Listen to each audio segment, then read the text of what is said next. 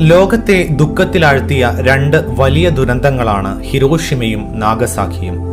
മറക്കാനാവാത്ത മുറിപ്പാടുകൾ നൽകിയ ആ ദിനങ്ങളാണ് 1945 ഓഗസ്റ്റ് 6, 9 എന്നീ ദിവസങ്ങൾ. നമ്മൾ ഇന്നത്തെ വീഡിയോയിൽ ഉൾപ്പെടുത്തിയിട്ടുള്ളത് ഹിരോഷിമയുമായി ബന്ധപ്പെട്ട ക്വിസ് മത്സരങ്ങളിൽ നിരന്തരമായി ചോദിച്ചുകൊണ്ടിരിക്കുന്ന കുറെ ചോദ്യങ്ങളും ഉത്തരങ്ങളുമാണ്. എല്ലാവരും കൃത്യമായി ഈ വീഡിയോ കാണുക. നേരെ വീഡിയോയിലേക്ക് പോകുന്നു. എല്ലാവരും ഈ വീഡിയോ പൂർണ്ണമായും കാണുക. എല്ലാ ചോദ്യങ്ങളും ഉത്തരങ്ങളും നിങ്ങൾ ഒരു നോട്ട്ബുക്കിലേക്ക് പകർത്തിയെടുത്ത് പഠിക്കുക.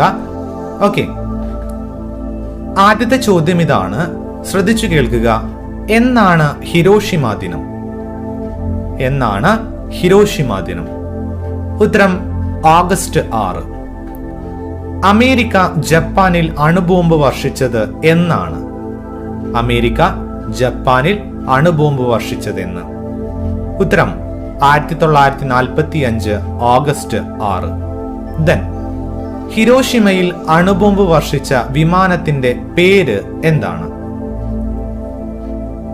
ഹിരോഷിമയിൽ അണുബോംബ് വർഷിച്ച വിമാനത്തിന്റെ പേര്? ഉത്തരം എനോളഗെ. ഓക്കെ, ഓർത്തു വയ്ക്കുക, എനോളഗെ. ദെൻ ഹിരോഷിമയിൽ വർഷിച്ച അണുബോംബിന്റെ പേര് എന്താണ്? വളരെ പ്രധാനപ്പെട്ട ഒരു ചോദ്യമാണ്. ഹിരോഷിമയിൽ വർഷിച്ച അണുബോംബിന്റെ പേര് എന്താണ്? ഉത്തരം ലിറ്റിൽ ബോയ്. അണുബോംബ് ആക്രമണത്തിന് ഇരയായിട്ടും ജീവിച്ചിരിക്കുന്നവരെ വിളിക്കുന്ന പേര് എന്താണ്? ആ അണുബോംബ് ആക്രമണത്തിന് ശേഷം അതിനിരയായിട്ടും ജീവിക്കുന്നവരെ വിളിക്കുന്ന പേര്? ഉത്തരം ഹിബാകുഷ. ദെൻ ലിറ്റിൽ ബോയ് എന്ന ബോംബിന്റെ ഭാരം എത്രയാണ്? ലിറ്റിൽ ബോയ് എന്ന ബോംബിന്റെ ഭാരം എത്ര? ഉത്തരം 4 ടൺ.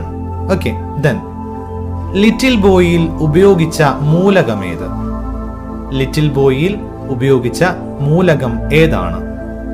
ഉത്തരം യുറേനിയം.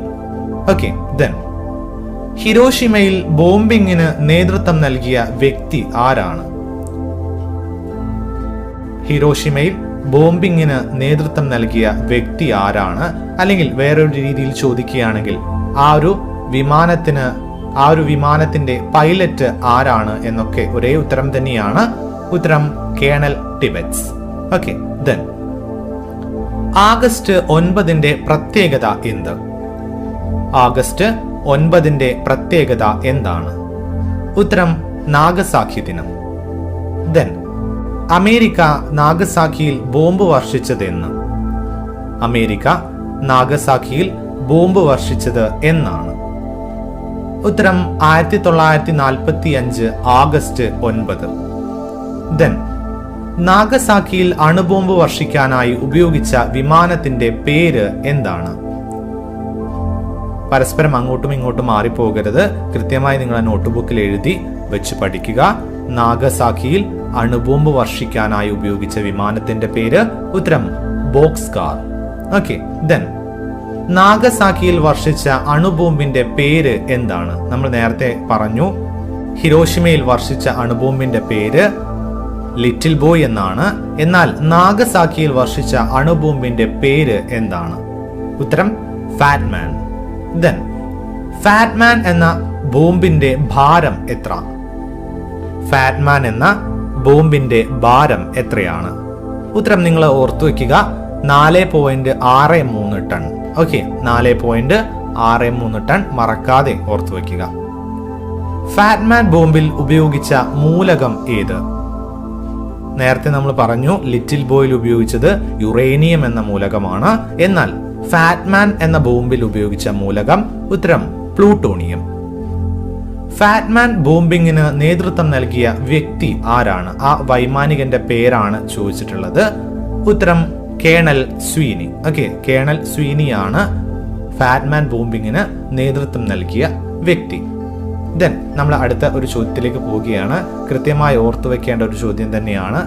അണുബോംബിന്റെ കണ്ടുപിടുത്തത്തിന് വഴിത്തിരിവായ സിദ്ധാന്തം ഏത്?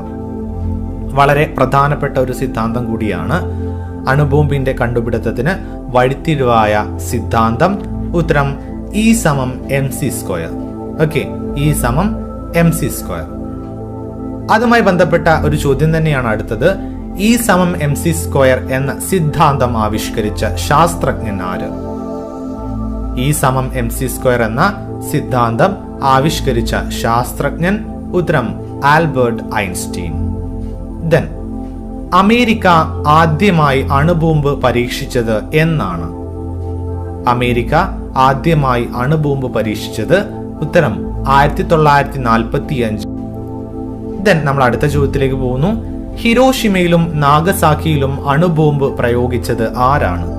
ഏത് രാജ്യക്കാരാണ് അന്ന് ഹിരോഷിമയിലും നാഗസാക്കിയിലും 6-ാം തീയതിയും 9-ാം തീയതിയും ഓർത്തു വെക്കുക. ഓക്കെ, ആരാണ് അണുബോംബ് പ്രയോഗിച്ചത്?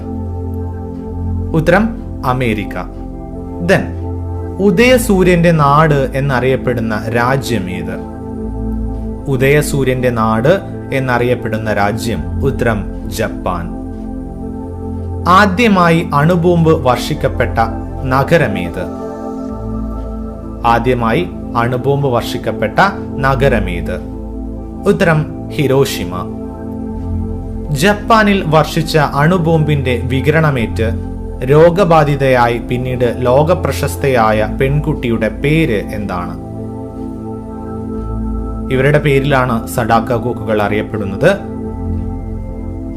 ആ പ്രശസ്തയായ പെൺകുട്ടിയുടെ പേര് ഉത്തരം Sadako Sasaki. Then Sadako Sasaki നിർമ്മിച്ച് ലോക സമാധാനത്തിന്റെ പ്രതീകങ്ങളായ കടലാസ് കൊക്കിന്റെ പേര് എന്താണ്? സഡാക്കോ സസാക്കി നിർമ്മിച്ച് ലോക സമാധാനത്തിന്റെ പ്രതീകങ്ങളായി മാറിയ ആ കടലാസ് കൊക്കിന്റെ പേര് ഉത്തരം സഡാക്കോ കൊക്കുകൾ. ദെൻ ആദ്യമായി അണുബോംബ് പ്രയോഗിക്കപ്പെട്ട യുദ്ധമേത്?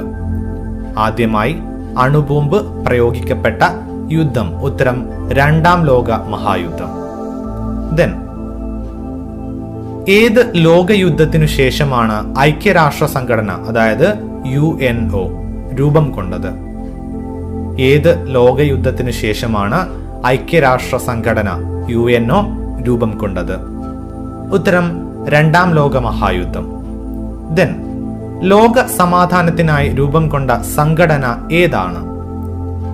ലോക സമാധാനത്തിനായി രൂപം കൊണ്ട സംഘടന ഉത്തരം ഐക്യരാഷ്ട്ര സംഘടന UNO. ഐക്യരാഷ്ട്ര സംഘടനയുടെ ആസ്ഥാനം എവിടെ? UNO എന്നറിയപ്പെടുന്ന ഐക്യരാഷ്ട്ര സംഘടനയുടെ ആസ്ഥാനം അമേരിക്കയിലെ ന്യൂയോർക്കിലാണ് സ്ഥിതി ചെയ്യുന്നത്. ദെൻ നമ്മുടെ ഈ ഒരു വീഡിയോയുടെ അവസാനത്തെ ചോദ്യത്തിലേക്ക് പോവുകയാണ്. 28-ാമത്തെ ചോദ്യം. ഇന്ത്യൻ സ്വാതന്ത്ര്യ സമര ചരിത്രത്തിൽ ആഗസ്റ്റ് 9 പ്രത്യേകത എന്ത്? ഓർത്തു വയ്ക്കുക, ആഗസ്റ്റ് 9 പ്രത്യേകത നമ്മൾ പറഞ്ഞുപോയി, നാഗസാക്കി ദിനമാണ്. എന്നാൽ ഇന്ത്യൻ സ്വാതന്ത്ര്യ സമര ചരിത്രത്തിൽ പ്രത്യേകതയാണ് ചോദിച്ചിട്ടുള്ളത്. ഓക്കെ, ഉത്തരം ക്വിറ്റ് ഇന്ത്യ ദിനം. ഓഗസ്റ്റ് 9 ക്വിറ്റ് ഇന്ത്യ ദിനം കൂടിയാണ് നമുക്ക് ഇന്ത്യക്കാർക്ക്. ഓക്കെ, ക്വിറ്റ് ഇന്ത്യ ദിനം എന്ന് പറഞ്ഞാൽ അതെ, ആ ഒരു മുദ്രാവാക്യം ക്വിറ്റ് ഇന്ത്യ, ഇന്ത്യ വിടുക എന്നാണ് അർത്ഥം. അപ്പോൾ ഇത്രയും വളരെ പ്രധാനപ്പെട്ട ചോദ്യങ്ങൾ മാത്രമാണ് നമ്മൾ ഇന്നത്തെ വീഡിയോയിൽ ഉൾപ്പെടുത്തിയിട്ടുള്ളത്. എല്ലാവരും കൃത്യമായി നോട്ട്ബുക്കിലേക്ക് പകർത്തിയെടുത്ത് പഠിക്കുക. എല്ലാവർക്കും വീഡിയോ ഇഷ്ടമായി എന്ന് വിചാരിക്കുന്നു. വീഡിയോ ഇഷ്ടമായെങ്കിൽ ചാനൽ സബ്സ്ക്രൈബ് ചെയ്യുക. മറ്റുള്ള ആളുകളിലേക്ക് നിങ്ങൾ ഈ ഒരു വീഡിയോ ഷെയർ ചെയ്യുക. വീണ്ടും വ്യത്യസ്തമായ മറ്റൊരു വീഡിയോയിൽ കണ്ടുമുട്ടാം.